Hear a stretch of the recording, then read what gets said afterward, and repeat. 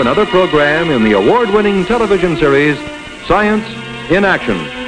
Science in Action is produced by the West's oldest scientific institution, the California Academy of Sciences, now in its 100th year.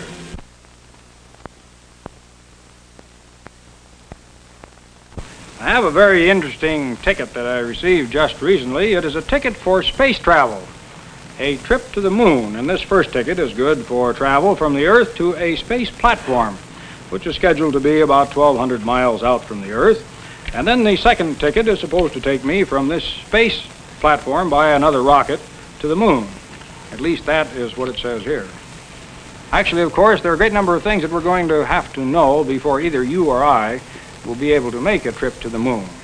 For example, can our bodies withstand the terrific effects of hurtling through space at, say, 25,000 miles per hour? Well, much valuable information has been gained in this field of aeromedicine through the studies which have been conducted on people living at high altitudes in the mountains. And so, as our first guest on Science in Action, we are privileged to have an authority in this field, Dr. John Lawrence, who comes to us from the University of California. Welcome to Science in Action, Dr. Lawrence. Very glad to be here, Dr. Harold. And I'm glad to know that you're going to start about talking about the effects of altitude on people on the ground. Because I think from what we can learn on the effects of altitude on people living on the Earth, much can be applied later to the problems of the aviator flying at altitude in the air. Yes, well, now, it's not uncommon for a person to travel, say, in a pressurized cabin in a plane at about 14,000 feet, and he thinks nothing of it at all. But there are people that live 14,000 feet and higher, and you've made some very important studies on them, and they are found in the highlands of Peru. Now, what can you tell us about that? Yes, well, this area of Peru is the only area in the world where you can find large numbers of people living at high altitude. Actually, in the Altiplano of Peru, and there are about 165,000 people living between the altitudes of 14,000 and 16,000 feet. And to the medical man, these people, and also the animals, are very interesting. The animals that are particularly interesting are the llama and the vicuña, the animal that produces that very fine fur. Well, suppose we examine some of the problems that are connected with this, and the first would be oxygen, and the second would be pressure. And suppose, Dr. Lawrence, you give us an idea as to what would be involved now as we start from sea level and go up to the top of a mountain in terms of pressure. Well, in terms of pressure, at sea level, as you know, the pressure on the body is about 14.6 pounds per square inch, whereas at 20,000 feet, it's about 7 pounds, and at 40,000, about 3 pounds per square inch. Now, let's see how this variation in pressure affects the human being. Well, I know from your work in the study of pressures that they are very, very important. Here at sea level, with 14 pounds pressure against us at all points, and we exert 14.5 pounds pressure outward, so that we're sort of in equilibrium. But as we go up into the air, or as we go down to the ocean, then this equilibrium changes, and that's where these problems come in. Exactly. As you go from sea level to high altitude, the pressure falls off, and secondly, the oxygen pressure falls off, so that the body is faced with being exposed through the air we breathe with a lack of oxygen, which we call anoxia. Yes, and it takes that pressure to force the oxygen into the lungs, and without that, then if you happen to be a lowlander, you're going to have trouble when you go into high altitudes. That's very true, and it might be a good idea to talk for a minute about how the body utilizes oxygen. As you know, the oxygen in the air we breathe is exposed to the red cells in our lungs. Yes. The red cells carry the oxygen to the tissues because the red cells contain hemoglobin. Now let's look at that hemoglobin for just a moment. That is a word made up of two parts, hemo and globin. And the hemo means blood, and the globin comes from the word globulin, which means the protein materials in the blood. Well, I think this chart here will help us explain how hemoglobin carries oxygen. Here we have the lungs, which carry the oxygen to the red cells in the blood, and the red cells in turn circulate to the tissues and unload the oxygen and then come back for another load. So you have a continuous circuit of oxygen-carrying hemoglobin in the red cells. Well, now, these principles, of course, apply to people who live at high altitudes. Yes, with less oxygen that the people at high altitude have, The way they compensate for it is by developing more red cells. And secondly, one of the most important compensatory adaptation mechanisms is the fact that they can do more work on the same amount of oxygen. How about the chest volume now? You were mentioning a little bit earlier that these high Peruvians have a tremendous chest volume. Well, yes. Now, this is a chest film of a young Peruvian, a copper miner, actually, living at about 16,000 feet. His chest circumference would be around 40 inches, compared to a normal, similar age and size sea level dweller whose circumference would be about 36 inches. Let's go back once more again. Now, this one, how about the heart cavity here? That looks quite a bit larger. Well, now, the consistent finding in all people who live at altitude is this enlargement of the right side of the heart. And we compare that with the normal lowland dweller, and we find that the heart is much smaller. You can see the difference there quite clearly, I think. Yes, well, now, I'd like to ask you something else. What about the red blood cell count in people who live at high altitudes as compared to those at low altitude? Well, in this young Peruvian Highlander, his count is about 7 million. And how about the normal for a lowlander? Normal is about 4.5 to 5 million. And then how about blood volume? That is the total amount of blood in the system. Well, there's quite a striking difference. Now, this man would have about 8 quarts of blood. As compared with the normal of about what? About 5 quarts. About 5 quarts. Well, now, suppose that I were to go to the highlands of Peru, how long would it take me to acclimate myself to the conditions there? Well, in our experience and that of others, it takes several days before you become acclimated. But in this picture here, the moving picture, you'll see people in the town that we first go to, La Arroya in Peru, about 12,500 feet. And the acclimatization gradually takes place so that in the end of about 2 months, you're completely acclimatized. But it's also limited by the fact that you can't reach proper acclimatization above about 22 or 23,000 feet. So you have 2 factors that here that are difficult ones. First, acclimatization is slow. Second, acclimatization is limited to about 22 or 23,000 feet. Oh, yes. Now, all of this, of course, does apply to flyers. Well, yes, of course, in the case of flyers, they ascend to 20,000 or 40,000 or more in a matter of minutes. Yes. So you have very special problems here. Well, now, to tell us about flyers' problems at altitude, we've invited as our second guest on Science in Action, Dr. William Orlob, who comes to us from Hamilton Airfield. How are you, sir? I'm glad to join you, Dr. Harold, for there needs to be a great deal of debunking about this high-altitude flying. The problems already considered by Dr. Lawrence, namely pressure and oxygen. In addition to these problems, the flyer has the problem of acceleration, heat, radiation, gravity, and noise.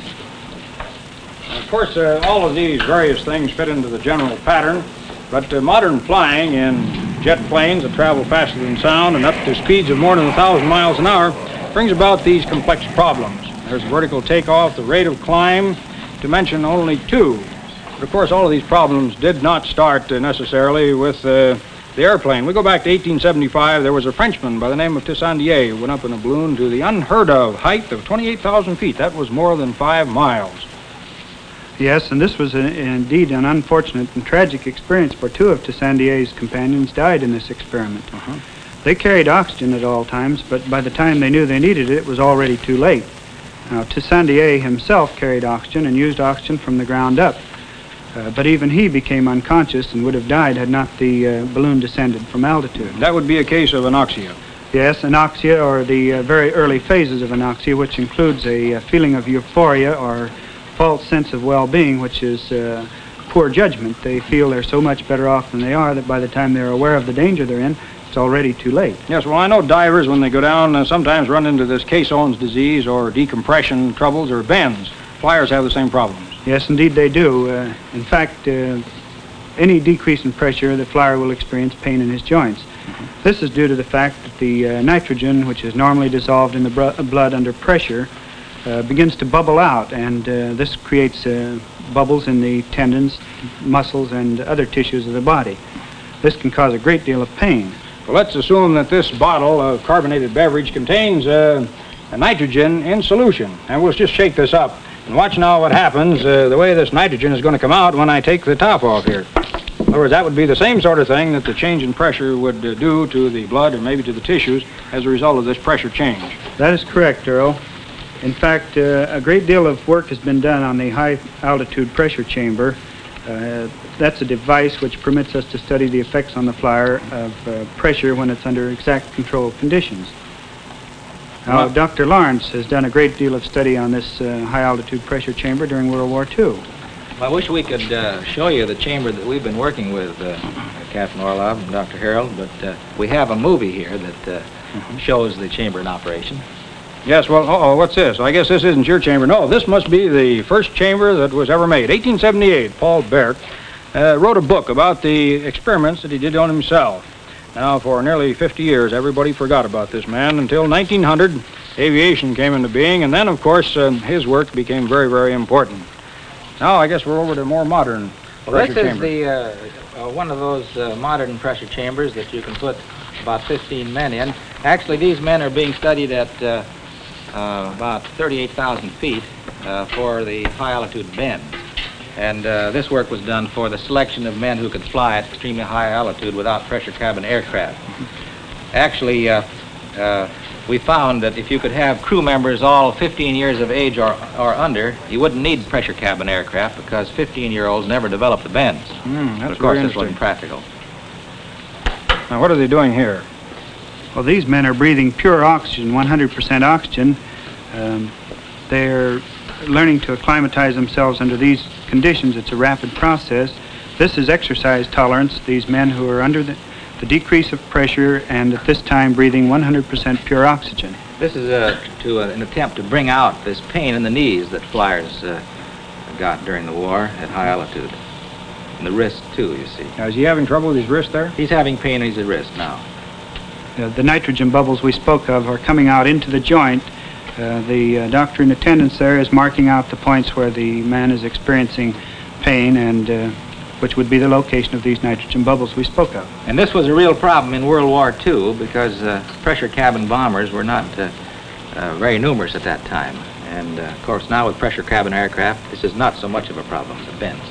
Now there's a man clearing his eustachian tube to prevent this increase in pressure in his eardrums. The man next to him is not quite so fortunate. He cannot clear his. He's going to have help. Now the doctor in attendance is going to spray his nose with a vasoconstrictor drug which will open the eustachian tube and permit equalization of pressure. This relieves the man of the pain he would normally experience in his ears.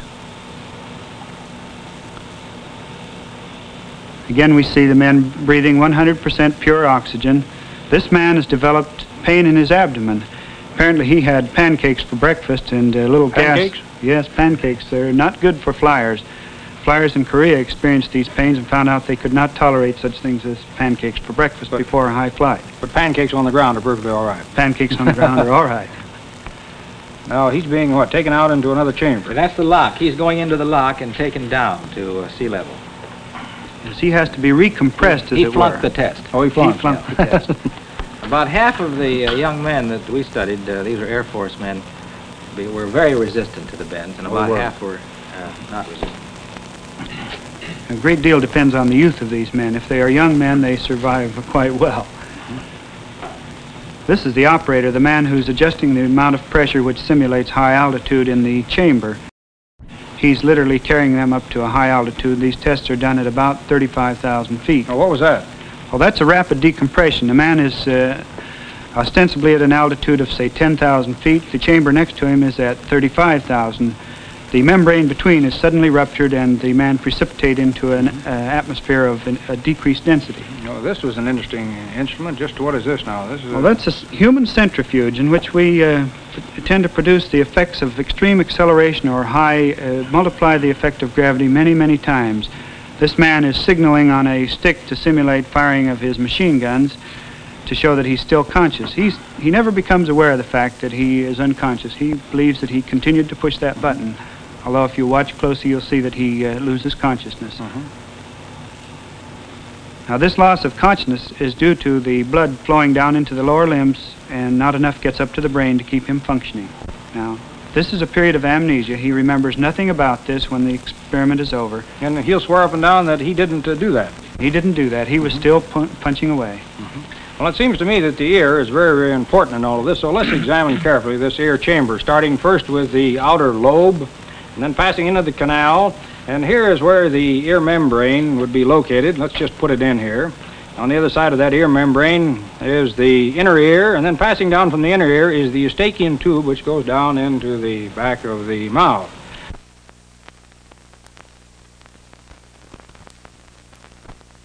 Well, Dr. Harold, we have here a mechanical contrivance devised to simulate the effects of the eardrum. This is the outer canal, which you just pointed out.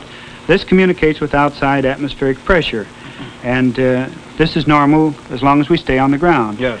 Now, the middle ear, which is a closed space except for this bleeding valve of the eustachian tube, contains air and will, under the conditions of a descent, say under the water 20 or 30 feet below the surface, or from... Pressure's coming in now. That's correct. From the outside. Pressure's increasing. Anyone can see that the tympanic membrane, or eardrum as we commonly call it, is depressed inward, compressed very violently.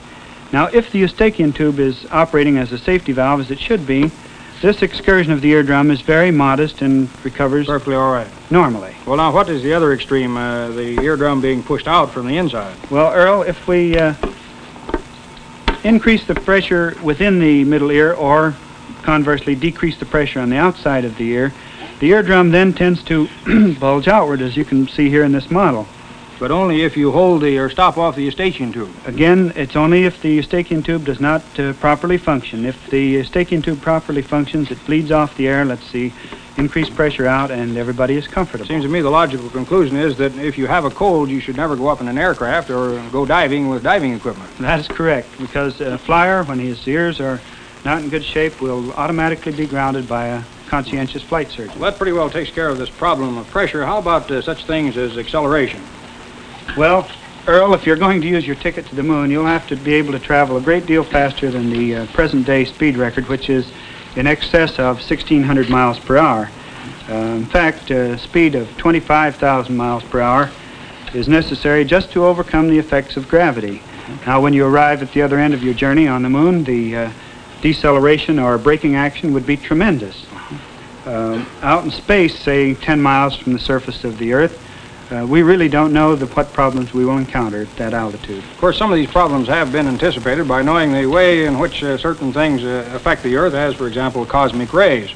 And so, from that, rocket ships have been designed with double hulls so that the outer hull is very thin and will stop anything before it gets through to the vital inner hull. Now, what about such things as, gravity? Well, Earl, now you're talking about 10 years into the future. There's a whale of a lot of research to be done, a great many problems yet to be solved. We have the pressure and the oxygen problems of high-altitude bailout solved. At Randolph Field, they are presently working on the problems of whirling and frostbite. Now, what's happening here? Well, now here, there's been an explosive decompression because a blister blew out of one of the aircraft, and the man has been precipitated suddenly into a rarefied atmosphere. He will be suffering pain in his ears shortly, plus the decrease in the amount of oxygen. One thing I'd like to ask you, how high has man been able to go up into the atmosphere? Well, in excess of 80,000 feet, 83,275 feet, published record to date. Well, by no odd coincidence, we have as our guest on the program Captain Charles Yeager, who has flown higher, more than 20 miles, and flown faster than any other man. And why don't we step over here and see some of this equipment that he uses. How are you there, Major? How's everything? I called you Captain. It's Major. Excuse me. I'm very, very sorry. Quite all right. We're interested in this piece of equipment. What is it, and how does it work, and what does it do? Well, fortunate enough, people like you all are interested enough in aviation medicine to stay quite a bit ahead of the research pilots. Our needs are a little beyond production pilots. So here we have a T1 pressure suit, which was developed back in 1945, and we were using in 1947 in the original X-1 flights when we had to fly above 50,000 feet. As you explained before, you need pure oxygen under pressure to fortify your blood with oxygen to get it into the bloodstream, rather. Once you get above, say, about 46,000 feet, the rib cage won't support the pressure required to get this oxygen into the bloodstream, so this T1 pressure suit was devised.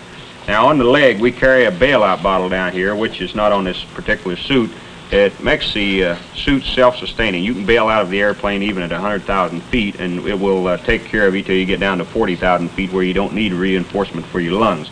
It's automatically inflated by an aneroid cell. There are capstan tubes here that which run up each arm, down the back, and the legs inflate. That pulls these straps very tight, and it reinforces the body all over to keep from rupturing from the real high breathing pressures that have to go into your lungs. On top, as you see, is a crash helmet, which is more or less for protection and reinforcement. Here in the visor we have small filament wires to keep the glass heated, to keep it from frosting up, since it's very cold on the outside and your hot breath on the inside would frost it up. And the face piece, as you can see, is removable for pilot comfort. It's snapped on and pressurized from the time you get in the airplane. And since you have quite a bit of pressure under your on your neck and on the head, this strap here and the cable that go on each side of the helmet keep from more or less stretching your neck when you inflate your suit. Now, this suit we use like a parachute. There's no need to wear it around inflated if you have a pressurized cockpit, but if you should happen to lose a canopy, which we did in the one of our research airplanes at above 70,000 feet, then that's the only thing that can save your neck. And we're very fortunate in having, I'll cover this as the radio, and we have the microphone Oh, that's here. the microphone right there. Yes, he talks, and also your headset is on the inside of the helmet. And everything else is more or less just like a normal flying suit. You have incorporated inside a G suit, which takes care of high accelerations. And there again, we're very fortunate in having people who look that far ahead of the requirements of pilots, both in pressure suits and G suits, and they're doing a lot of study now on gravity-free flight. So it makes it makes a man feel pretty good when you're doing research flying to know that they're looking that far ahead of you. One thing I'd like to ask you very quickly, our time is short. How fast have you been able to fly, or how fast can you tell us? Well, we've been up to around 1,650 miles an hour in the X-1A. That was last December. Oh, last December. Well, thanks very much for coming here to demonstrate this equipment, Major Yeager and Bill. How are you? And where's Dr. Lawrence here? How are you, sir? And we want to thank you very much for bringing all these things into the laboratory to demonstrate for us. Thank you, Major, for coming. Now, and we'll be back in just a moment.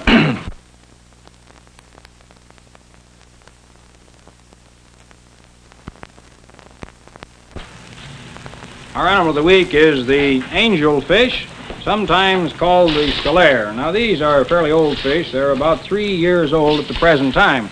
They are one of the more popular tropical fishes, and we often get quite a number of inquiries as to what you should do to keep these alive and what you can do to keep them so that you will have some offspring. Well, now, the scalare likes to spawn perhaps on broad-leaved plants, such as this one we have here. Or some people say that you should use a piece of slate as this, and there are some who swear by lamp glasses such as this. Now, whatever you do, however, you will find that after the eggs are deposited on the spawning surface, that very quickly the youngsters hatch. And over in this end tank down here, we have some 10-day-old scalares. They're very, very little fellows. For the first 2 days after they are hatched, they remain with their heads attached to whatever they happen to be on, and they wiggle their tails. 6 weeks, they're about this size, very cute little fellows and very, very nice. They have to have quite small food. About 12 months, they have reached this size. As you can see, they're about half grown.